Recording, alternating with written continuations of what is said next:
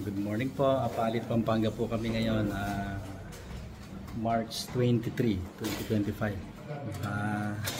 Schedule po tayo ng Apalit.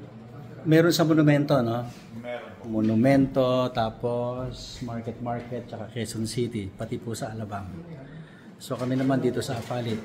Si tatay, nag-hydrogen. Ayun, tapos sila pangalawang balik nyo na ngayon, ma'am, no? Ba't kayo bumalik? Hindi ko kayo gumaling. Gumaling po, okay na. Okay na. Ano yung pinagamot mo dati dito? Vertigo, yung PMG. So nag-okay po ngayon. Dati ano yung nararamdaman nyo dyan? Sa PMG. Po yung parang sa pagpulog po ako sa tulog. Nahihilo kayo? Parang hindi balance. So ngayon hindi na. Tapos si tatay, kasama nyo si tatay, no? Kamusta na si tatay? Ba't bumalik? Hindi gumaling? May konti lang pong pain pero nag-improve po yung posture niya. Dati kasi tabingi siya, no? Ngayon hindi na masyado. Pero may konti pang pain. Okay, sige. Kaya pinag-ano natin, pinag-hydrogen po natin.